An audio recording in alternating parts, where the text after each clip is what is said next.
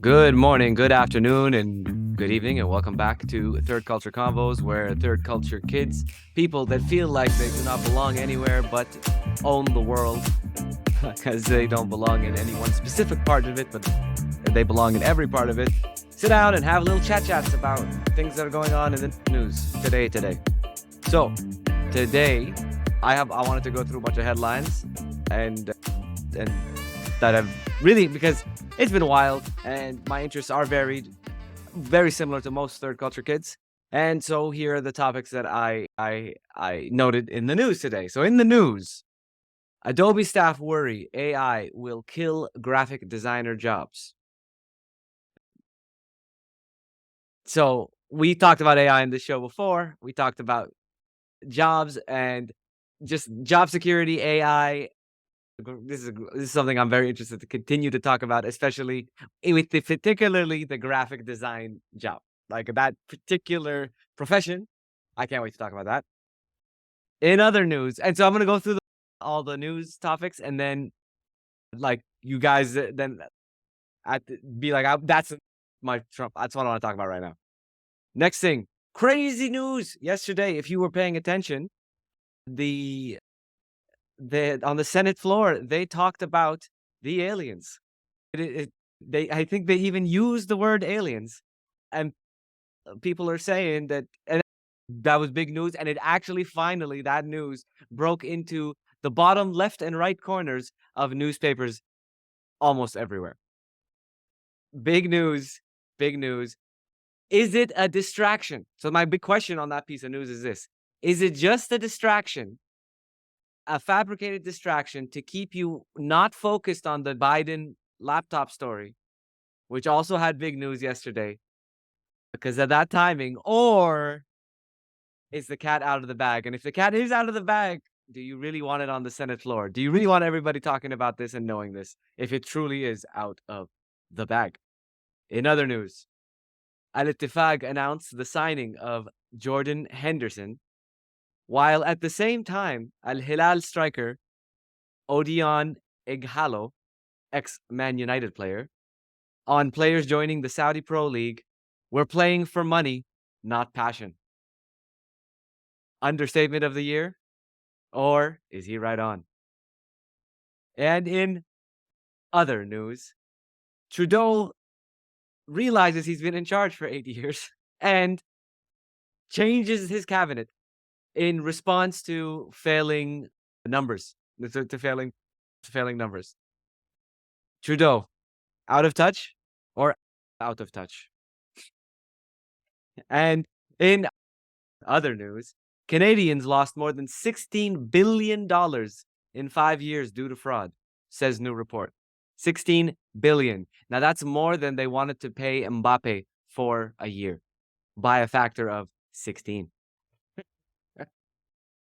And in other news, Israeli president urges calm amid plans for further protests at judicial overhaul. The Israeli really? It's like the death of democracy in Israel. Is it the death of democracy in Israel? Or is this superhero power that Netanyahu deserves? And lastly, on I guess, a lighter note, the top U.S. Senate Republican, Mitch McConnell, freezes up, leaves the press conference, and literally he's talking, he's saying something, he freezes. It's been 10 seconds, it's been 15 seconds, and then everybody comes around him and is like, Mitch, you all right? You done saying what you're saying? And he looks like a frail old man. It's really, what am I doing here? He's lost. They take him away. They bring him back 20 minutes later, and he answers questions as if that didn't happen. And he says that he's fine. It brings to question the question: are the leaders in the United States and in other parts too old to be running the show? Should the baton be passed on? And that's the news for the day. And those are your questions. Let's get started, boys. Oh, so I'm gonna start and just say fuck Trudeau. I don't want to talk about that idiot. Screw him. He's not even worth being discussed.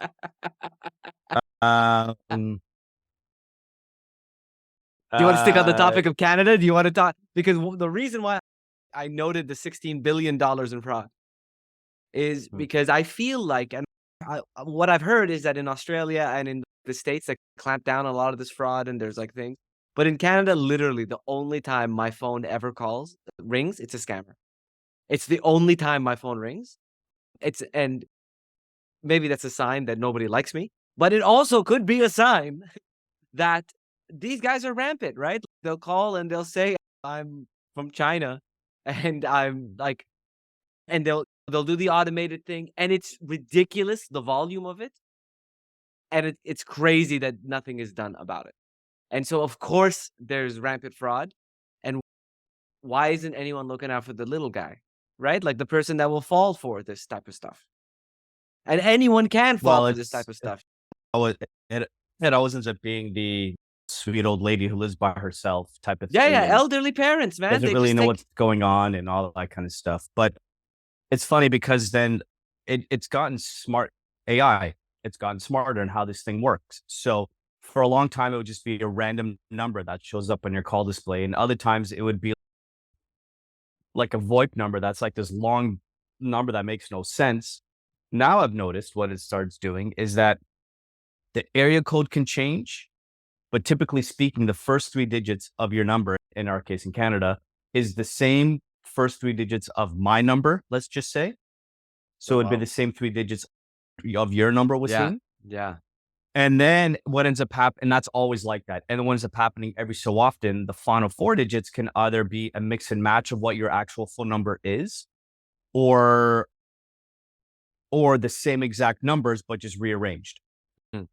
And I've noticed that picking up as well. So it's almost as if the system is going in, it's feeding your number and then just rearranging things. But it's like, And calling what you the from hell? that number? Yeah. Yeah. I And then I've noticed as well my caller ID after I've noticed this about a year and a half ago. It now says likely spam. So Yeah, it yeah, shows it a says phone and what the yeah. name would be. It says likely spam. So it's like something is catching on somewhere. But the thing is, even if you try and block those numbers, a new number gets produced every time it makes a phone call. So you're not blocking a number in reality. You know what's fascinating too? $16 billion last 5 years. That's more than Yeah. a lot of budgets, right? For a lot of like, where is I think that if I was the government, I'd jump in on that scamming, right? Because, oh, this seems like a great source of revenue. Look at all these people just giving away their money, Mm. right? Good. I might as well come and get it. It's the same logic of legalizing marijuana, right? It's like Yeah. there's money to be made here, guys. There's money to be made. Can we just make it as a state sanctioned activity? But then I guess that you would call it something other than a scam, would you? Or Taxes. Generally, with the scam calls, the 16 billion figure is remarkable and not in a good way remarkable. But my personal experience in the US is generally speaking, I'll get one of these calls and it's from a sketchy number. You can tell that, like, it just feels off. The feeling, the spidey senses go off. And what I do is often I'll hear, and you can hear that most of the time they're Indian. They say they're Pakistani to give Pakistan a bad name, but they're Indian. And so often I'll play along with them for 5-10 minutes in English and pretend to listen to Mr. Hank from Texas working for the Revenue Service. And we'll pretend to open the computer. My brother's seen me do all of this. I'll tell him, yeah, okay, I've opened the computer. I've done this. I've done that.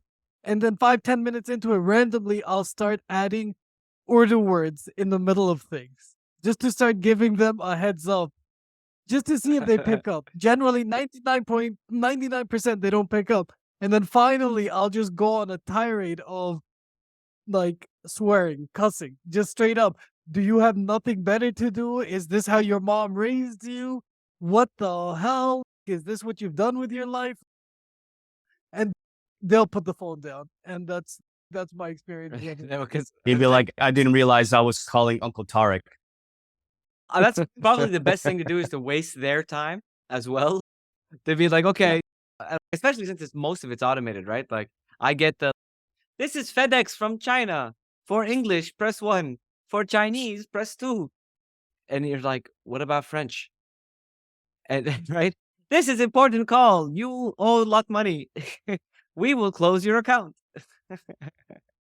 Oh, the one that says that you'll be arrested, or I get the ones that are entirely in Chinese, and it has the walking through metal music in the background, and I like I don't know any Mandarin or Cantonese, so I don't know what you're saying to me, electronic lady, but the music sounds very soothing. Thanks. Like, Thanks for the It call. does also beg the question that once you have been defrauded, what mhm. are your like what is the recourse? What is there that you can do? Is there It anything you depends. It can do? depends on what the situation is. So if it ends up being credit card fraud, let's just say, you'd have to contact your credit card company and they'll ask you a series of questions. If it's something that could be plausibly have been you, they'd be like, sorry, you're not going to help you with this. But if it's something that's obvious that it's something that you don't do in your regular purchases, let's just say, they'll be like, yeah, so we're going to start an investigation, recredit the money, blah, blah, blah. And then in the background, I don't know what happens. My assumption is they have to talk to CRA. They have to talk to probably CSIS at some point because they deal with fraud. So I don't know like specific details, but yeah, if it's something like credit card fraud, then yeah, you would have to go through the credit card company. The problem here, when it comes to your checking accounts, one of the questions they will ask you, have you ever granted access to anybody in your checking account in the past? If you say yes, you're screwed. Because a bank could be anybody. They could have given the information to someone that, for all we know, could be anybody. Sorry, we're off the hook. It's your problem now. But that is also why they avoid the scammers have evolved from credit cards to the gift cards. Often Yeah. online, I'll see like the scammers getting scammed videos, and they'll be asking for, please go to your nearest Target or Walmart and get the gift cards $50 each and send those numbers across. Or even the Google Play Store, send me the code Yeah. voucher so that they avoid that exact To avoid the anti-scam. financial institutions. I think Well, even yeah, on because you've purchased it in essence. So whatever it's, even on you bought the Kijiji, card. like Kijiji Marketplace, I mean, I like to keep abreast of my scams. And it's, "Yo, give me your address so I can send you a check because I really want this particular mountain bike, and I'll pay you more than what you're asking for it." If you're selling something and anyone comes and offers you more than what you put on it, something used, put the feelers up, like, "Red flag, buddy, red flag." And I'm gonna send my cousin to come pick it up, and he doesn't have any cash, so I'm going to mail it to you, and so if you can give me your home address, please. And I need your SIN to send you my thing. I think it says I need your SIN to get and one of the ways Yeah. those, like, Nigerian emails and where you won the, like, UK lottery or whatever, one of the and you know how they're, like, poorly written? They're super badly written. The reason why they are so poorly written isn't is on purpose, and it's on purpose because it filters anyone smart enough to notice that it is written so poorly and therefore cannot be real. So, most people that could read it and go, "This is no way this is real. It's written so poorly." But if you are not smart enough to notice that, and you're so excited by, "Oh my god, I can't believe I won. I can't believe it. I didn't even play." That person, prime target. Like that, like, and filtered, and so you only get the pieces at the end of the guys that will or the old lady that'll be like, "Oh, wait, so how I should send you 500 so you can send me $1,000,000? Okay, just 500? You sure you don't need any more?" Like,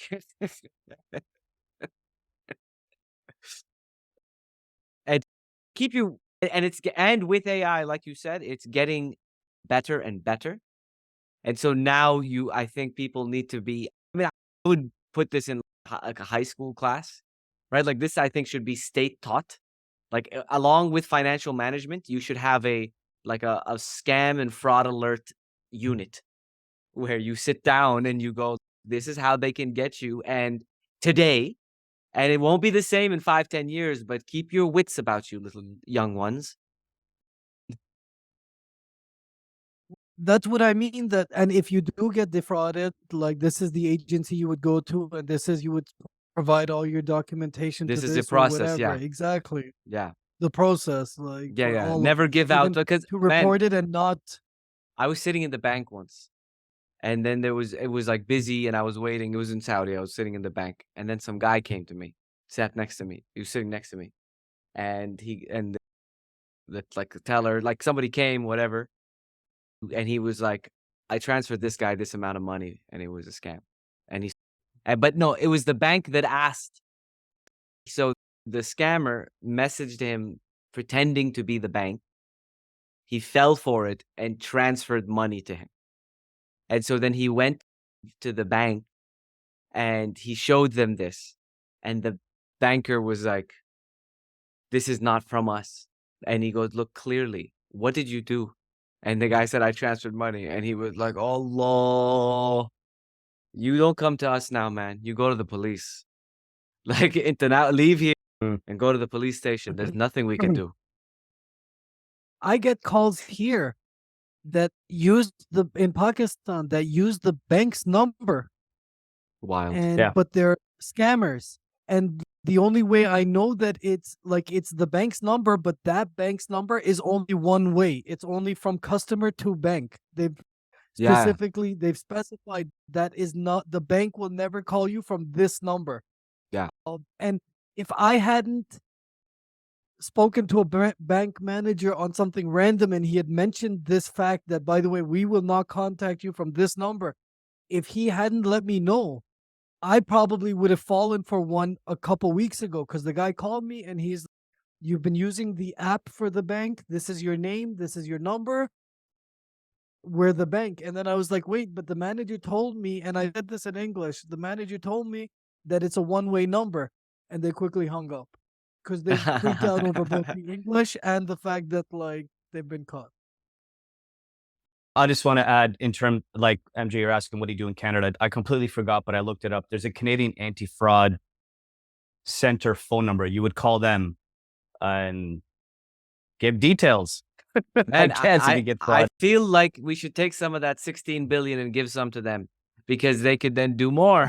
Because it's crazy. It's crazy because the amount of control, like when Canada was able, and this was like crazy, when Canada was able to shut down people's bank accounts over their funding or donations to the convoy, when they were able to do that, how can you not be able to do something about this? It seems like when there's a will, there's a way, but it seems there's no will, right? Like it seems like, well, you can do all this other stuff and bypass absolutely everything to do whatever you want, but scammers are still a step ahead of you constantly, or two or three. I think one of the problems with the scamming, especially through the phone calls, is that they're using VoIP systems. So I don't know how you would track or block these systems from accessing phone numbers in Canada, because the whole purpose is not to be tracked. But that's what I'm saying. Basically, it's not internet figure it out. like I have no idea how to do internet it either. protocol phone calls. Like, Yeah. I don't know how you do it. I have no idea how to do it either. But then maybe the people at the fraud things need to know, and they should tell them. And if someone doesn't know, they should probably hire the fraud guy, like they do with Catch Me If You Can. You got to hire, go get the whoever's, because even with this, Hire the trickster and the fraudster. the 80-20 rule, right? Well, you don't have enough money to pay him, because 80-20 rule. Let's imagine that 80% of the revenue, that's 16 billion, it goes to the top 20% of scammers. So the rest of the 80% squabble over the 20, because that you see that rule all over the world, and you're going to see it over here. So that means 20% of the scammers make 14 billion or whatever. Something like that. Something along those lines. 14 billion. 20% of them. We don't know how many scammers there are. So we don't really know how many people are 20% and how that splits up. But I can imagine that there's a few that are better than the others. You can't afford them. They do way better scamming. I don't know if they get to. Is this a Canadian problem? or is this an Indian problem? Because most of these scamming telemarketers are from India, and there was a YouTube video like a couple years ago. There was a massive crackdown on one of these facilities, and to your point, Wasim, these facilities are run like companies over here. Like I've seen them. Yeah, We have some of them here too.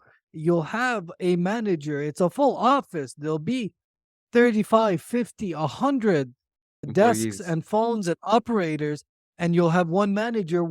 From that one manager, there'll be one owner who talks to him but doesn't necessarily appear in the office. So that guy, and that guy is the Kim.com. He's like in his mansion chilling. He checks up once a day, maybe once every 2 days. Hey, has my money been cleared? How much money are we scamming? It's the manager's job, because he's middle class. It's his job to hold on to and continue making his salary. And it's the operators, because they're in an economic tough environment. They also just need the job. They don't care the ethics and morality as an operator go out they know what they're doing, but they don't care, or they can't afford to care. And so my question is just, sure, let's say Canada does everything. It makes an organization, it clamps down, it cuts the VoIP, it says on the phone that this is definitely a scam. All of the market, the supplier is still producing. That the root problem hasn't necessarily been weeded out. It's not only that. Fair, not fair. The other question is, legally speaking, what could Canada do with any of these operations anyway? Because it's operating outside of Canadian soil. It's not in Canadian jurisdiction. What are they going to do? They'd have to discuss it with the Indian government, let's just say, for example, and say, you need to clamp down on these people. We know for a fact, 100% guaranteed, these are the scammers. You need to deal with them in your legal system. Will they? Probably not. They're like, Well, doesn't because they matter to us. have $16 billion. That's why they were like $16 billion does the talking. They don't need to do any talking at that point. Exactly. Yeah, they would not, it's not in their self-interest or interest. Half the cops' daughters and sons might be working over in that facility, because Well, I that's mean, how these they could be raising some good money, right? This could be a big export, right? Scamming. And you know what? I think so. The problem, I think you said it's not just an economic problem. I think I'm gonna go deep. I think it's a spiritual problem. Because I think about scamming people. I think about scamming people out of their life savings, right? Ha- And would I do it, right? Would I be interested in going and scamming people out of their life savings? And I believe the answer is a clear no. But what would it take for me to do so? What would it take for me to behave immorally, right? To behave in this manner. And then if I go through an exercise, let's say my family was in danger, would I was being held up or something? Then would I do immoral things in order to protect them? Absolutely. No doubt. Let's say I was offered money. This is the whole problem, right? Is that how much money can you be offered? So if I said, "Will you do something immoral for $50?" You might go, 50 is a little. I won't sell my $50. $50, whatever. 100, 200, 2 million, 5 million, 10 million. I believe everybody's got a number, right? Everyone must have a number to do it. And I think that is maybe not just it's a spiritual problem, but also a materialistic problem. Because you got a couple of things. Because one of the facts of life, right? Money won't make you happy if you were not happy before. You will not be happy after, but it will make life easier. It will definitely Mhm. reduce the burden of life. And so it's not as simple as just. So you still might not be happy. At least things are moving a bit smoother. So I think it's even in that I've poked holes into my own argument, because initially I'm like, oh, who would do this? How dare you? Then I go, oh, I could see the humanity in doing it. What then it makes me think about is all the spending by the PIF and all the football clubs in Saudi. Are they gonna be happier now after spending all this money on all. Oh yeah. After the transfer window is over, you see your expenditure, you see the list, and you go, "Whoa!" Like, we got carried away, boys. We got a little carried away. Huh? I mean, they said get Yeah, everyone. things got a bit crazy, guys. I'm They sorry. said, I get every- they said don't take no for an answer. That's what they said. They told us like. I think yeah, we're gonna have to start an entirely new ledger. This is a bit nuts. even the meeting. I think the meeting get Mbappe. This was funny. I think they were they were in Germany. Like apparently the delegation was in Germany negotiating. I'm not sure who. They went to negotiate some. I can't remember who it was, but they were in Germany, and then they were on the way back. They were going to swing by Paris to go to offer Mbappe to speak with Mbappe's people. And, Just and because that's it's right next door. Let's that's just go, guys. Come on. hilarious. That's Hop in the Uber. hilarious. He's like, man, you guys are in Europe. Let's just swing by Paris, man. See if he wants to come. Like they put him up for sale, man. Really? They put him up for sale? No way. Really? Yeah. Go see. They accepted the offer. What was the headline you read at the beginning, at the top of the show? What was the about related to our Saudi league and all? I think it was at Ettifaq. Oh yeah, first Yeah. Henderson, and so here's why it's also that part is interesting. Jordan Henderson signs for Ettifaq. Ettifaq is the team that is managed by Steven Gerrard. Jordan Henderson, a transfer fee had to be negotiated, and the conversation before. Majid, you gotta explain why you're shaking all these heads in a second. But like points of note are one that he did have a contract continuing. Two, he's very vocal on LGBTQ issues, and it was said about him if he were to accept a offer from a Saudi team, then right, like what a disaster it would be. Like what a disaster and that it would be, and a spit in the face to the LGBTQ supporters of Liverpool and throughout England. And he turned out to be full of shit and all that type of business. So that's why Jordan Henderson accepting the offer to join Steven Gerrard in Mecca in Saudi is news. That's why particularly it's news, not that it because everybody's getting signed, but Jordan Henderson specifically was very vocal about that before. Majid, you were moving your hands around like a flailing puppet. But hold on, there's still holdups in it. Him and Fabinho, both of them, there's been holdups. It's still not confirmed. I think I'm not sure what the hell is going on. But matter of time, matter a few more dollars. It's fine. I was flailing around like Stephen G when the Premier League is up for grabs. Slipping around like if I could punch someone through a screen, I would do it right now. I need an AI so I can push a button and this retractable arm comes out and smacks you right in the nose. You're gonna get a lot of scamming calls now. From Canada to Pakistan. Rashid already sent a message to the guy. He's yo, man, get this motherfucker. Dude, get this guy. Get this guy. I didn't know that stuff about Hendo. That like the LGBT, the spit in the face, that he's become basically the footballing Rory McIlroy. Says one thing, does another. And it does prove what you had just said 5 minutes ago about that. At the end, everyone does have their price. Whatever everyone wants to keep their noses up here, they do have their price. Yeah, but at the same time, it's not his job to worry about the whole LGBTQ thing anyway. Well, look, I think one of the things it's just that he was the one who was out of all the captains in the Premier League, he was the one who was the most vocal about certain things and about showing support in certain ways. Like he was one of the first ones to put on the rainbow armband. He wore the rainbow laces, that kind of stuff. He was one of the more vocal ones. Yeah. But at the same time, his job is to play football. By the way, there was another in other news also this week. Over the last week was the 1975. It's a band called the 1975.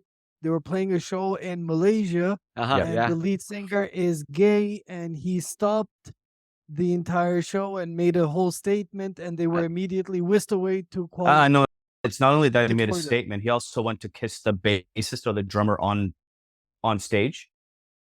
I don't know There's if they're dating, but like there was a physical all public all I display of picture. All affection. I picture is that scene Yeah. from The Office, that The Office episode where he goes to try to kiss Toby, and no, to kiss Oscar.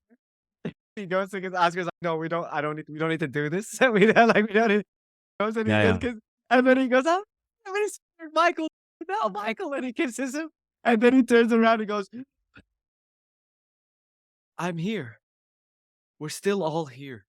Like he does this whole show, and I think that's like that's that what you just described was that look, I'm here. We're all still here.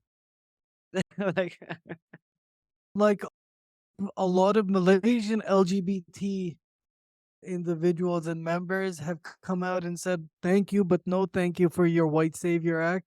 Yeah. You actually did much more damage than you did good. We don't need that. Like they themselves, the Malaysian LGBT, not the general Malay populace, is saying that like we don't need this. Maybe your intention might have been good, but the execution was completely not what we needed at Well, all. here's a good so the Henderson thing. What did they expect him to do? Did they expect him to go to Saudi and go through? In this case, I didn't realize that Ettifaq plays in Mecca. So good luck with that one. yeah, But pretty raise a sure. flag and discuss things and talk amongst his Saudi teammates, which there could be very well maybe many players that play in the Saudi league who are like, things need to change, but we're not the ones to do it because how can we do it? And like it needs to change different ways type of thing. You can't do it the same way that you would do it in a Western country if you're going to a place like Malaysia or Saudi Arabia. It's not how this works. And again, yeah, like your Western elitist savior mentality where I'm going to come in and be like, this is how it should be and all that kind of stuff. It's listen, man, even within, we're talking about places that for a long time, it's still not, it's still not fully accepted. Let's just call a Yep. spade, even in these countries as well, we're talking about. But the point is, it had a process on its own based on the reality of that society. So you can't go there and freaking break the door down in Malaysia, for example, or Saudi and be like, nope, you got to come to our level that we've established in the UK now, type of thing. You can't do that. Since when can you tell white people what they can and cannot do? Who do you think you are? White people can go wherever they want, do whatever they want, say whatever they want, take whatever they want, leave conditions in whatever way they want, and that is the story of history. And who are you to say? But you know, but you know, with the rampant rides of Karens, a lot of them are being told to stop. So it boggles the mind. It boggles the mind. Just a quick fix. Ettifaq is based in Dammam on the East Coast, not in Mecca. I'm mixing up my that's what I clips. thought. That's what I Yes, thought because I heard so, the mom like because then I thought our friend Sufyan. yes, 'Cause he's yes. I from that part of the apologize, but country. I don't know if he's Ettifaqi. But I don't I think he apologize. was. I apologize for that mistake. All the Ettifaq people like comment how stupid I am for making that such a So simple who does mistake. play in Mecca? I think it's a Wihda. Is there a team in Mecca or is it Medina that's the closest that would have a club? No, to I think Mecca? there's a team in Mecca. Wihda, Mecca. Let me see. Yeah, Wihda plays in Mecca. And they actually, Okay. they have the coolest logo. No, Like, I'll look it all up. of you, like, check your phone now, type in Al Wihda FC, and look at their logo, and you'll be like, oh, this is a Mecca football club? No way. It's like, it's Whoa! What is going on here? It's like a flaming devil. Why would they do this? no, it's a Targaryen. That's cool. Wow. Their graphic department went freaking. Let's go. Someone got Wow. excited, man. Someone was like, yo, I'm going to give you 3 options. And here's the out of the box one. Sure. And they were like, oh yeah, we just watched Game of Thrones. We definitely want to be House of Targaryen. Knights of Mecca is their nickname. The Knights of Mecca. Like, they totally were just But it's watching on Game of Mecca. Thrones. They totally were just watching it. Huh. Interesting. I think I agree with you, but I think in the other news, it is it's very much that white savior complex that kind of colors that sort of maybe the left liberal. It makes it hard to listen to because it what it doesn't it sees things from such a high horse, right? That it's hard to swallow. And like we've always said, like in the third world, in the up and coming world, in the developing world, and whatever you want to call us in terms of us not being on the A team, but being on the C team or the D team. And hopefully, if we work hard, we'll be accepted into the A team. If we just change all these things about ourselves entirely. And that's that attitude. Like scamming operations. Yeah. Things I'm just gonna say it. And others. But the more they and usually the more they push these types of moralistic, virtuous agendas coming off that way, the more it actually alienates the people that it's supposed to help, that they're supposed to be reaching out to.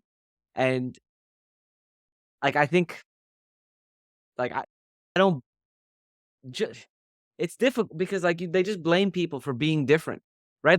Everything is fine because when you agree with everything I say, but as soon as you disagree with me, and that ties us to some of the things that are happening, the nuanced conversations and the things that are happening in Canada as an example, right?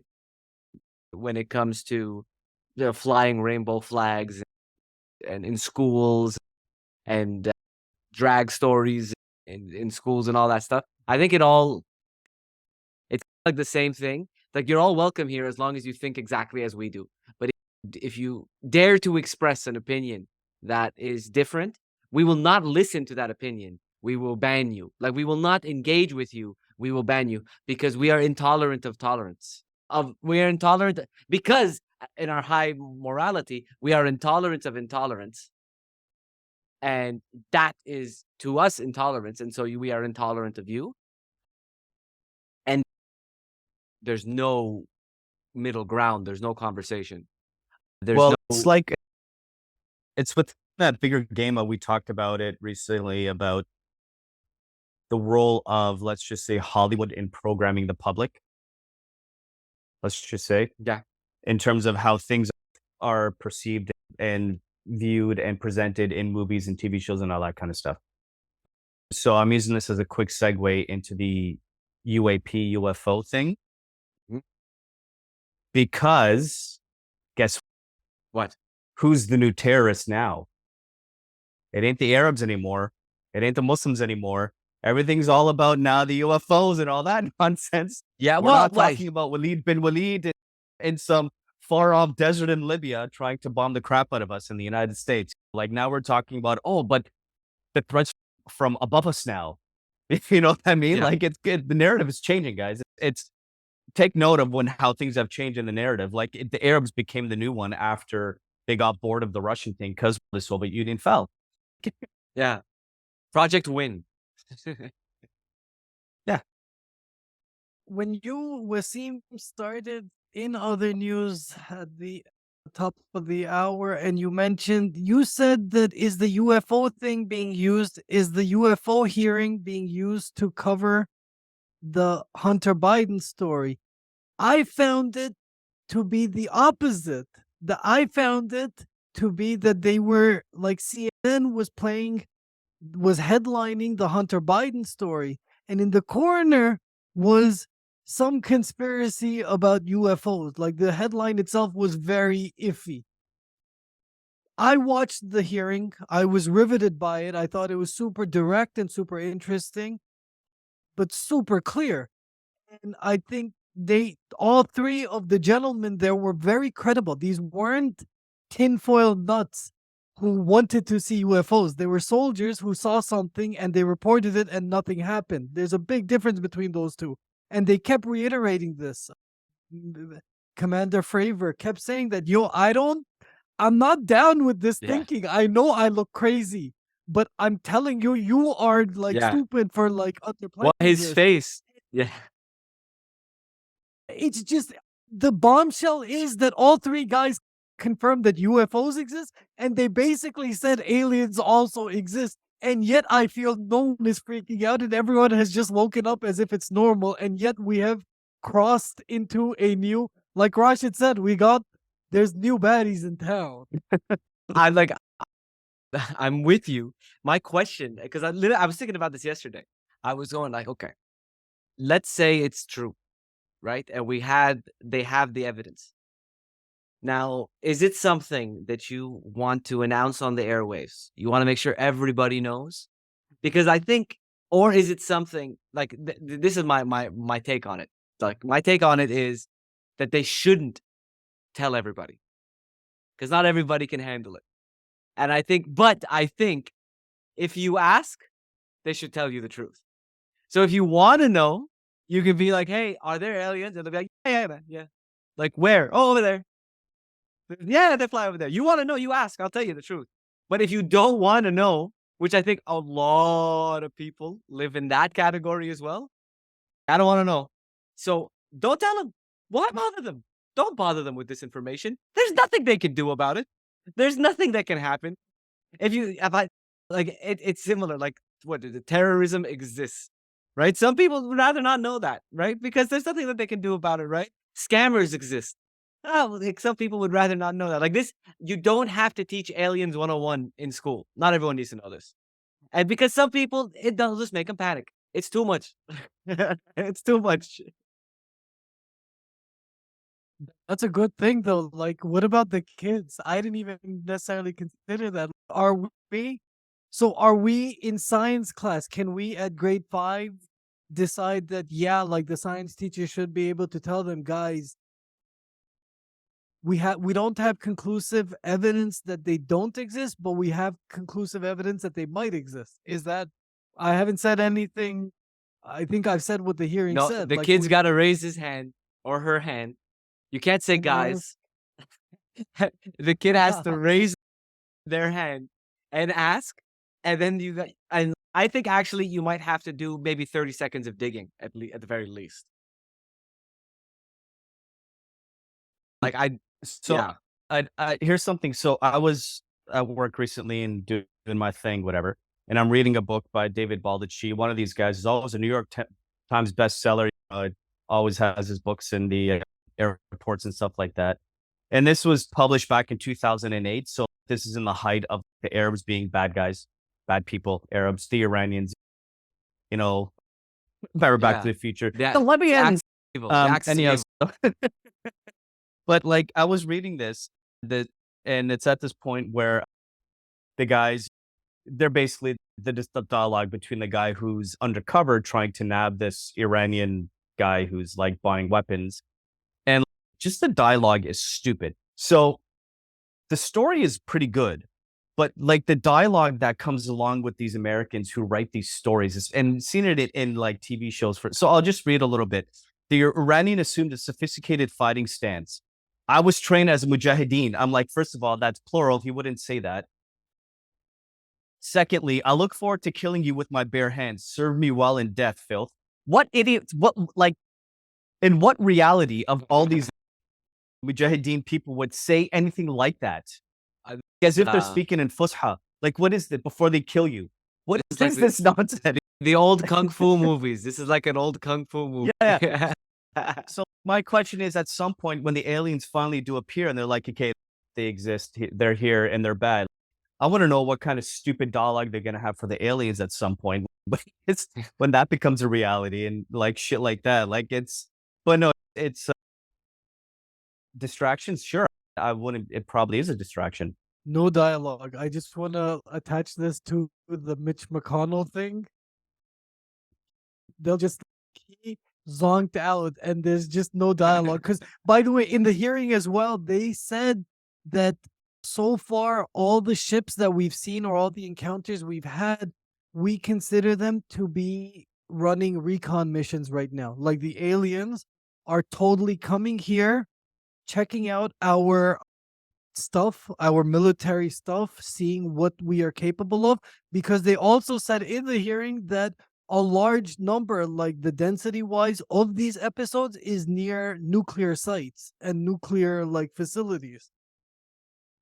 So it's like I Star Trek pre First Contact.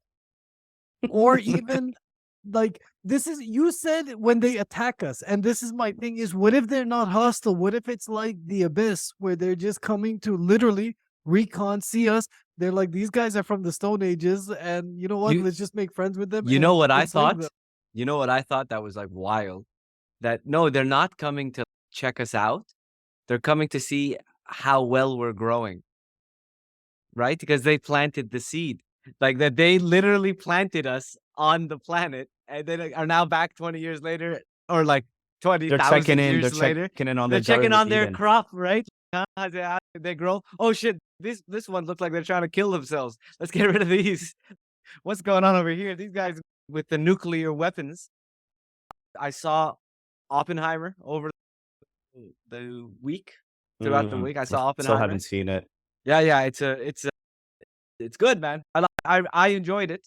I know a lot of people. I know that's not PC to say that you will enjoy a movie about the founder of or the father of the nuclear bomb or the atomic bomb, the father of the atomic bomb. But the acting was superb, and the dealing with the moral and ethical questions was interesting and did not just fall on one side or the other. It was nuanced, and the depiction of these bombs was powerful. I'm taken back to the film, so another Christopher Nolan film, Interstellar, right?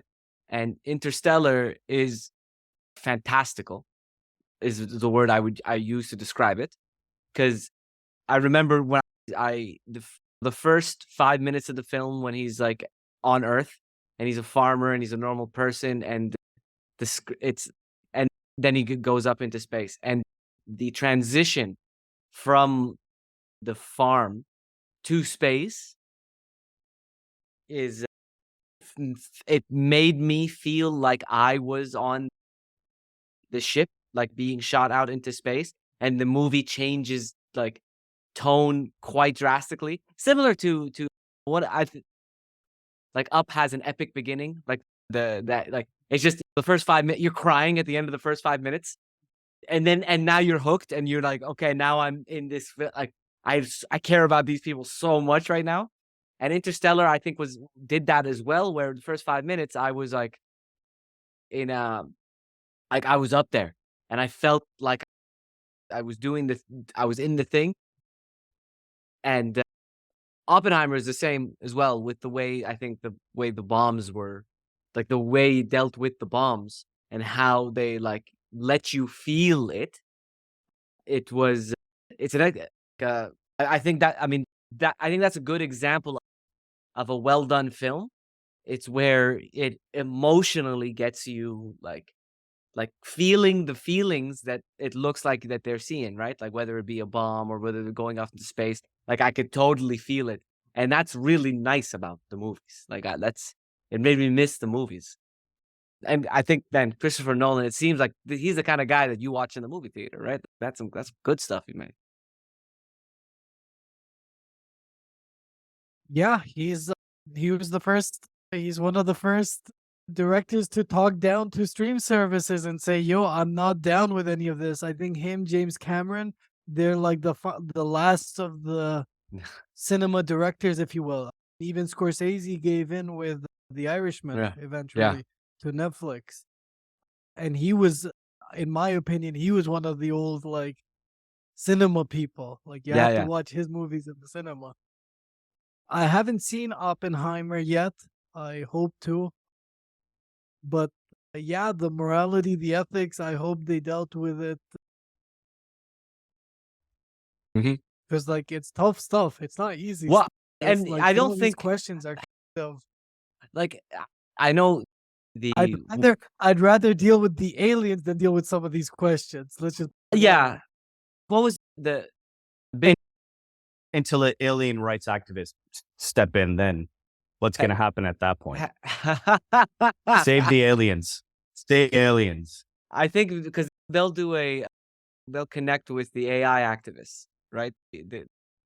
That's where they're gonna connect, and together, and that's how the union, That'll be the union. Also, how else are we going to talk to the aliens if we don't use AI to translate? And then what if AI translates in a way that like works for it and not But for us? what if the AI can't recognize its language? There are so many questions here, right? AI, man, There's so yeah. much going on in terms of what ends up happening when there's actual contact with an alien. Be like, how do we talk to each other? But then again, if they're the ones that planted the seed, they'd be like, actually, no, because our language is developed as humans here, so they wouldn't even know that language either. I don't know, man. I don't know. My no, brain's going for a loop right now. I don't know everybody how this will knows. get down. Everybody knows aliens are telepathic. Everybody knows aliens are telepathic. Everybody knows. Why would they waste time with words and sounds? And in space, there's no sound. It can't go through the dark medium. It can't. But you don't know. They probably have their home worlds where they have their whole thing going on. They can talk, and there's gravity, and But they're advanced. and there's noise, and there's trees, and there's only they have monkeys cars, grunt. whatever they have. Only monkeys grunt. We're monkeys. They found the monkeys. Oh, look at all these cute ass monkeys. Maybe not. Maybe they're not all cute ass monkeys. Yeah, the beginning of 2001, A Space Odyssey. Boom. Yeah. Like, we are those like apes, and the giant like black thing is their like ship. Like we're just we no, we all look the same to them. Right? We're like ants. Like when you look at the ants, like no one's like that man. That's a fine ant. That particular ant. Like I'm going to choose that one. But like, I don't think they do that. But you know what I actually think? I think even with this, like, really, it changes nothing. It changes absolutely nothing. Like, initially I was like, oh, this changes everything. And I go, no, I don't actually think it changes anything. What does it change? What changes? Nothing, to be honest. Really? What? What is maybe certain countries, their budget spending might change based on certain requirements that they feel is now necessary. But there'll be like more jobs for like space exploration. I don't know.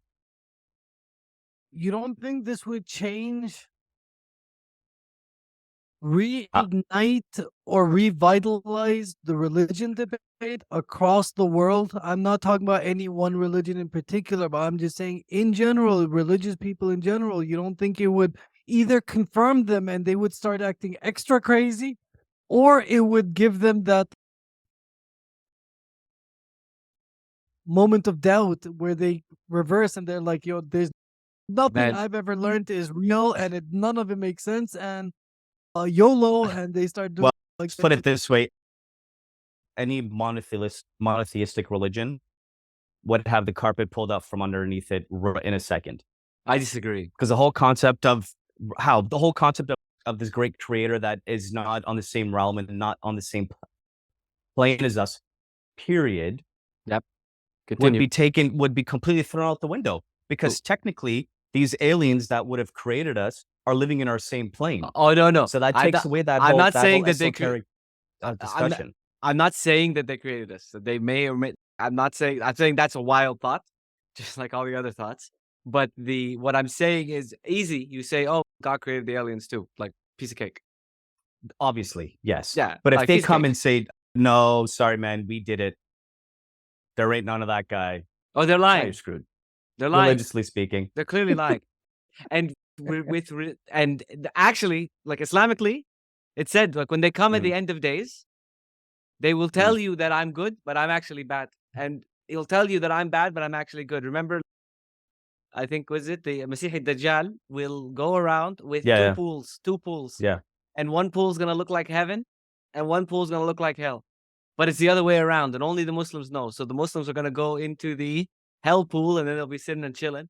And then the Muslims look at the heaven pool, looking at them all crazy, like, why are they going in there? Go into the nice pool one. What's wrong? So going?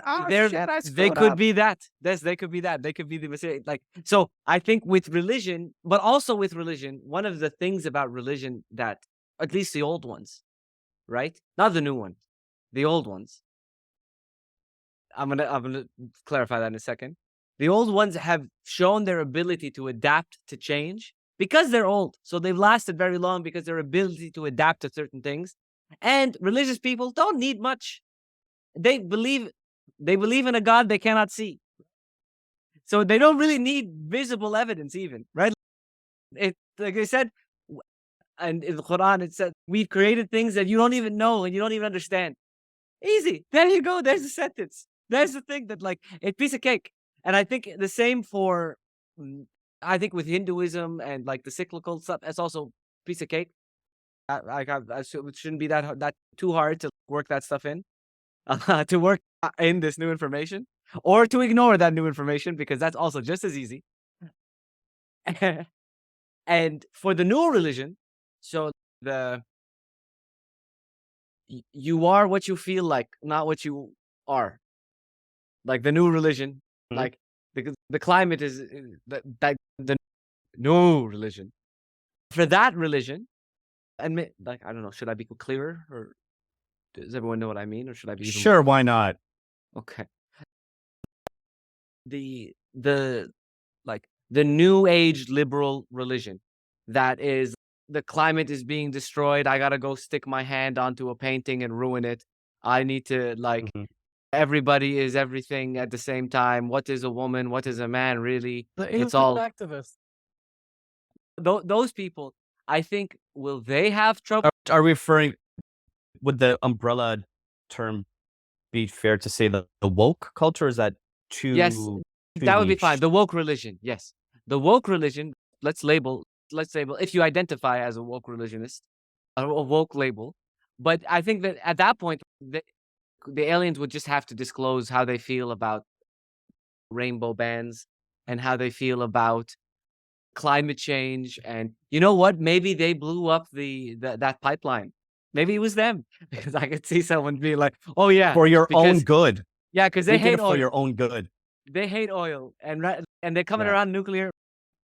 And if they, if it's true what they say about these, their like spaceships not having propulsion systems, so they don't leave any like infrared trails or any of that type of stuff. If it's true, then nuclear energy to them would be like a stone tool. Like to them, it Yeah, would it's the be like plaything. It's like, this is ancient. nonsense. What are you It's guys like, doing? what are you guys Yeah. doing over there? Look at that! Isn't that cute? Like, I want to add from the hearings yesterday, the three of them, they kept, especially Fravor, he kept going back to the fact that, listen, I'm not talking about my eyewitness account of what I saw. I'm telling you that the radar and all the machinery and all of our equipment has picked this thing up. Like he kept trying to bring it back to the data and saying that all of the data that we've collected around this points to an UAP. So I just want to be clear with the hearings, he was very careful about it's not my personal feeling, it's not my eyewitness account, it's not me seeing it. It's all the equipment and the data is telling you that this is happening. imagine their faces. I think there's two things to see when you were looking at them. The first thing was that their faces, and their faces, yes, they were smiling. Like it was definitely a feel good like vibe. It wasn't like a like a terrified vibe. But the smiles was like a smile. Can you believe the shit I'm telling you right now? It was that kind. I can't believe I'm saying this, right? And I can't even believe that and like and that also comes from two feelings. From the feeling of like how good it must feel to disclose something that's like a huge state secret, right? To finally get it off your chest and just I can finally say it. And at the same time being like letting others in on the yeah, man. I don't know. That's weird. And so you would naturally smile when you do, and it looked like that. But the other point was, and I heard this come up, and I don't know if this is true, but the way he was giving, I think David Grush was giving his testimony was like, "Did you say in the article that you like saw aliens?" And he said, "Yes, I said so in the article." So like it would avoided saying, "Yes, I saw it." It was no, "Yes, I stated that in the article." Now that could be read different ways. That could be read different ways. And so even though I want to believe, because I want to believe and I really want this to be true, I'm also that's what's making me listen to the skeptical part that says they know they want me to believe. Like they know that I want to do this. And so what are they trying to distract me from? And that's where my original question came from. So I want to step in quickly and go along the lines of the conspiracy theorists very quickly, because this could very easily be just an entirely staged operation, and it's happened before in the past. And again, this book that I'm reading just completely describes it so perfectly. So basically the whole thing is there's basically this guy who sells arms and he's always looking for the new war to start a new war so he can sell his arms, whatever it is. And so a part of it was, we need to get the Russians attacked. Basically, we need the Russians to be the new target. And they basically have this guy, Constantine. They have this video. And it's, if you're watching this video, I'm already dead. And describes this and that and blah, blah, blah. Turns out the guy's not even real. He's an actor. It was filmed in Germany and all this kind of stuff. But then the backlash against the Russians in the book and all this stuff and the people believing it. And keep in mind, this is before social media. So this is when you would get stuff by email and you would send everything by email lists and all this kind of stuff, right? And think of Constantine and the truth is Constantine and all this kind of stuff. And in the book, it was proven to be fake, but then it got spun around again. But there's so many other Constantines. So all these other fake documents come out saying all these different Russian citizens that were killed, but none of them were real either. But think about the real Constantine, right? But this whole war machine that just basically they use the media, they use the news and all this kind of stuff. This could very well be a situation like that as well, where it's like they know it's all bullshit. They know it doesn't exist. These guys could very well be paid actors, but we don't know. That's the thing, though. None of them, all three of them, this was made clear in the hearing. All three of these are decorated army officers. They are. But you can make that story up as well. You can make all these stories can be made up. You can make this story up, but there's a thing about the culture of a soldier. You can tell a soldier sometimes, just like they show in, like you can tell a cop on the street sometimes, just from and like their shoulders and the way they're sitting and their style of sitting and everything about them said that they are company men. And do you think that they could find crooked soldiers that would be willing to be paid actors for a large sum of money to do this, to act as a soldier? Come to Pakistan, the army is like, I can't say it too loud here. I'm just saying. You can hear the sound right saying now. the American media has bamboozled people. Nobody the American listens to the media show has anyway. been bamboozling people ever since the advent of the black and white television. So that's all I'm going to say. But that's also, okay, landing on the moon, tinfoil hat, right? Didn't really happen. Good, but what about this or this bomb or this thing? Yes, you're right. That's why, even if you want to believe it, be skeptical. And if you don't want to believe it, then maybe lean in, right? Like I think it's something that you got to do on your end. But again, I'm going back and I'm like, honestly, even if it's true, right? As they think, and even if there is more to explore, like at the very least, there's more to explore. At the very least. And even if it's true, it doesn't really change much, right?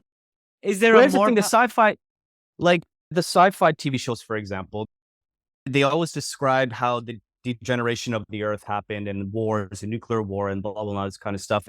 And then first contact with alien civilizations made humans realize we need to work together and life got better on Earth. It could be that way, but again, no. that's you know all, what it that's is? all fictional, you right? know who's shaking in their pants? I think who's really shaking in their pants. Because who are we going to send as the delegation to go deal with the aliens, right? It's not going to be you or me or Majid or anybody that is. We're going to go send Bill Gates, Jeff Bezos, Elon Musk, like the leaders. We're going to go send the head of the military industrial complex. They'll send Zuckerberg because Zuckerberg might be able to like look like one of them or something. Yeah, they'll send them because they all speak the same language. And then maybe, imagine this, that the aliens scold them. Because, hey, you guys have done, you really taken advantage of your brothers here, right? You guys were all supposed to be on the same page, and you're all supposed to be together, and then you guys just went ahead and crawled right on top of everybody, and stepped on everyone. One of the pieces of news that's out on the Twitter the Twitter X files is that so Twitter's becoming X. That's also in other news, right? Like in other news, Twitter becomes X, and apparently someone had @X as the Twitter handle, and Twitter like Twitter in I would say in keeping with the times, just took it, right? And they're like, "Yep, X is ours now because now this is the name of the brand," and gave him nothing in return except for if you want to meet the people in charge, sure, right? And so that's another example. And I can just see the aliens scolding them. And Matt Bezos, that's it. You can't have your money anymore. Out. You're not allowed to go to space anymore. You're done. You could go sit. And then they'll all be shaking in their boots. And then they'll take us to World War universe. Right? Then we're gonna need the Avengers and all that type of stuff. Like we're gonna need some The help. universe war. Yeah. Then maybe Elon Musk will finally put on his Iron Man suit. Imagine, imagine. I don't want him to be Iron Man. No, I'm sorry. Yeah, but he is. Imagine being a peasant and the local landlord comes or the local lord comes over, steals your land, and then says, "Hey, as the reward, you can come over and visit my castle once, and I'll feed you some food. Like Yeah. I'll give you a And dinner." if you're lucky, I might just give you a part-time paying job. Man, Can God, follow the field that you did for free. with this Twitter @X guy, he was like Gary Wong or something, Gary Yeah, X yeah. Wong, who had it, and yeah. they gave him a really bad handle at Gary 1234567899876543221. Yeah. That's the handle that automatically generated, and that's what they gave him in replace of @X. And they told him, and by the way, feel free to drop by @X's office whenever you want in San Francisco. He's already been there last year. The old Twitter crew had already invited him because something similar had happened before with his username. Like they had Oh, they messed used that around card with- already. They used, and he was saying, and they're sending me @X merch, but I prefer the old Twitter merch because that's gonna be limited edition now. I don't want the new stuff. Smart guy. So like this poor guy is just getting screwed every which way possible from the new regime of Elon Musk. It's just so funny. Man, he should sue. It's America, Jack. Like, I would. What are you gonna sue? What would the argument be in court? are they allowed to do that? I guess they're a private company. They can do whatever they want, and they actually own all the assets anyway because hey, you signed the terms and conditions. Yeah, exactly. Yeah, I'm so pretty sure in the terms and conditions, it's somewhere in there. It probably says well, we can. then We own the likeness of whatever it is that you're doing on our platform. Therefore, we own it. Period. and in It's, that it's case, like owning a house with a mortgage. The bank owns it till you pay that final payment on the mortgage. and Really. in that case, it's not news. It's a trivial matter because they could totally take your @X. What do you think it belongs to you, man? What's wrong with you? So as I read the news always presents, even us at the crowd, the news always presents the poor little peasant who's X and the big bad company coming and just taking what it wants and does it. But man, like it was hits in the first place. And what was the last good post you did, X? Like, what have you done for me lately? What have you been posting about? Why am I suddenly now in league with X? Like, why am I in league with him? Maybe he wasn't a very nice guy. Maybe he wasn't using his Twitter handle to its full potential. Like, This is giving me X this is gonna giving me take it. Shrek vibes here, guys. This is like Shrek and Lord Farquaad going on here. Like Shrek didn't use his full potential at times, really. Yeah. And so last bit of news, that was the very opening bit of news, was what are we going to do with all the graphic designers and all the graphic design schools? Oh man. What are we going to do with all of them? Should we protect this ancient art form? Or should we send them out to space to meet the aliens? Computer? Like, yeah, should we send them out to space to meet the aliens? If you're in graphic design school now, today, what do you do? If you're in debt for graphic design school now, oh boy, what do you do now? Well, I guess my question would be is, because I don't know if any one of us would have this answer. How prevalent is a human graphic designer still in today's workforce when it Well, comes man, to that A- realm of work? I don't know. AI just came out this year, like generative AI and image AI and stuff really is only hit its like it's like 7 months in, right? And so people have not lost, like people have lost their jobs, people will lose their jobs, and it will revolutionize the graphic design industry because what I mean, listen, did I have beef? Did I have beef with the graphic design industry? Yes, I've had a bit of beef with the graphic design industry. Not that there are good graphic designers and experienced, and they should be paid and dealt like there are good, and there are not so good graphic designers, right? There are both these things. And graphic design, like I feel for them. I feel for them, but just like I feel for the horse driver, right? Like I feel for you because it's what you like to do, it's your industry, but I feel like it's like an adapt or die type of thing. You either like embrace, right? There's no time for purists in ever-changing industries, right? Unless I'm It wrong, just right? Like feels like it's graphic design is one of those things where it just feels like at some point it was going to be all entirely automated and entirely computerized, because why wouldn't it be? That was the thing. Rashid's initial question was how prevalent, how needed are graphic designers just in general in the job market. Rashid, like you were asking, Yeah. how Yeah. important. And I don't know. I feel, Wasim, you'll be in a better position to tell us, but it's almost the first job you hire out from. Once you've reached a certain size and you can hire somebody, it's generally the graphic work is, generally speaking, and you need a graphic designer. To answer your question, just on a yeah, very general note, every company at this point in time with social media and every big packaging company, and just everything, yeah, logos and branding, you definitely do logos, like need you'll need one someone, at least, yeah, at least you'll need like social media in-house or outsource. thing, like graphic design is the design and graphical and visual representations of the brand, right? So a company is a brand, like, or is represented by the brand, and the brand is designed by the graphic designer. So you have your logo, your assets, your colors, your da da da da, da, and all of these things evoke feelings and emotions, and the graphic designer is the person that builds that bridge. That what the company does is develops that brand, because the brand is the relationship that exists between the customer and the company. But the graphic designer is like, see, so like outside of the general designer, the graphic designer is dealing with the visuals, right? Your copywriter is dealing with your communicative text, like what you say and how you say it and what you say. So they're all important, right?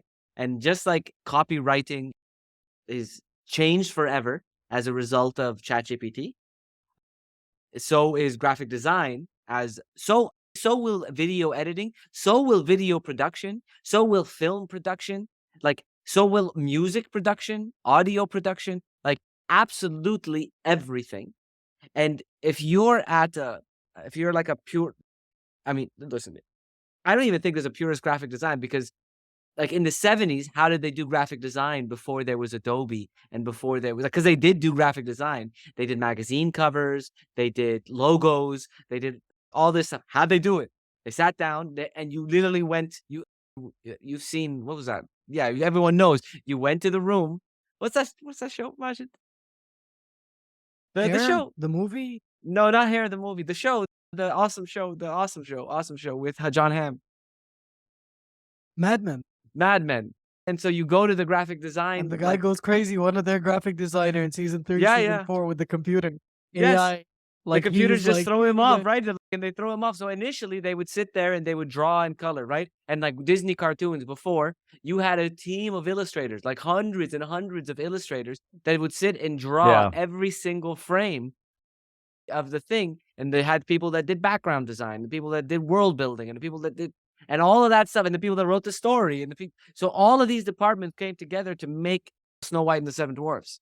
And you can see Oh, and you can see as technology changes, how the film industry changes in terms of what, right? Yeah, I said that on purpose. And you can see how the film industry changes as you move along. And so I think you can see that even now.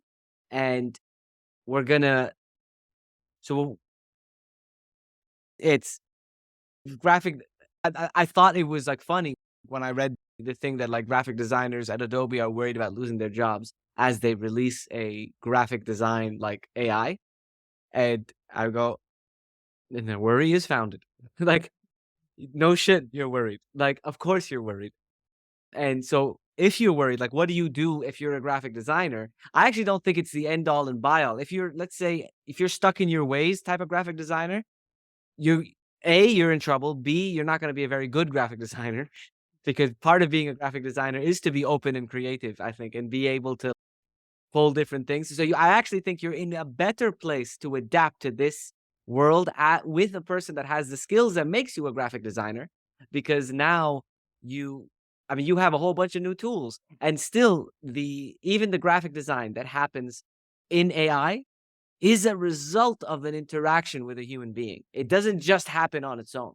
A human being has to sit there, talk to it, prompt it, cajole it, deal with it, romanticize it a bit, maybe take it out for dinner. It's not going to do any of that stuff without you just spending a bit of quality time with it.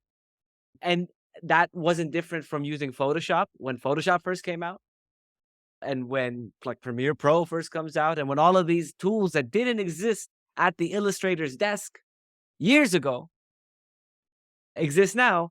I see it as the other tools. So is a graphic designer as we know it today dying, and are a lot of graphic designers going to lose their jobs? Yes. Yes, of course. But is it the end of graphic design as we know it? Yes, also yes. Go ahead, Raj. The thing is, graphic designers might be needed, and you might have excellent graphic design tools. The issue is, the better the tools, the more replaceable in management's eyes the graphic designer. So even if you have what you're saying, that, oh, you're stuck in a rut and this is helping you get out of that rut, the issue is that with the AI tools, management will just hire 3 interns instead of hiring the person with 20 years of experience, because it's literally just cheaper, Yeah. because right? in reality now we just need you to input information. Yeah, he just like But bang it out, right? I think management that does that will pay for it. I think they will pay for it, because even if like the technical aspects of graphic design can be respected by AI in terms of inputs, like input processing output, I still believe that there is a special, like there are good graphic designers and bad graphic designers. And what is the difference if they both know how to use Photoshop, right? And people know that difference. It's quality. It's quality. So quality work still, even with or without the tool, quality work is still a thing. And people know quality when they see it. So Zen and the Art of Motorcycle Maintenance, right? Quality is that thing that it's difficult to grasp and to hold, but everybody knows what it is. It's hard to define, it's hard to hold. And so even a quality graphic designer, sure, if you want to fire your quality graphic designers to get a bunch of cheap interns to do the work, I can guarantee you that you will pay for that decision in the long run. I would much rather have a quality graphic designer that uses AI tools than that's going to be the ultimate. That's the winner. If you're a quality graphic designer that adds AI tools to your repertoire, like you added Photoshop and Illustrator on top of your design thinking, like you're in good shape. I agree with you, but I don't think most of the Fortune 500 management agrees with you. Like, I And genuinely think they're much yeah, more about the bottom line. Like, I think you're a third culture kid. You have a much more organic, holistic, sustainable view of things. So I think what you're saying is perfectly logical and makes sense, and I agree with you 100%. I just don't think they necessarily see it this way. They yeah, think I it's think they're gonna more, there's close. the attitude. You have design schools. I have 100 graduates coming out. I'll just pick 50 of them. I'll hire 50 of them. Dude, Tell them they're working for free. In fact, they have to pay me $10 an hour, dude, this is and the there'll still same. be 50 of them. This is the same management that gave Dylan Mulvaney a Budweiser deal, right? These are the same people you're talking about. They're the same people. So yes, we will disagree. We will disagree on management philosophies and styles and decisions. We will. What we talked about last week, they're the same people who want to pay actors $10 Yeah, for their AI image likeness forever. Yeah. yeah, Yes. yeah. And then Like, they're like throwing a hissy fit when the actors refuse to sign. yeah. Thanks, guys. This was great fun. Thank you for listening and making it to the end of the episode. If you did, we think you're a real hero. We really do. You should pat yourself on the back. We're giving you air Go high get fives. yourself a drink and reward yourself. Yeah. Well done. Thanks. Hope you enjoyed it. If you disagreed or agreed with anything that we said, please drop it in the comments. We're happy to hear from you. And take care, all. We might take a break next week. We may or may not take a break next week, but I hope we don't. But if we do, forgive us, and we'll see you the week after. Stay strong. Peace, peace.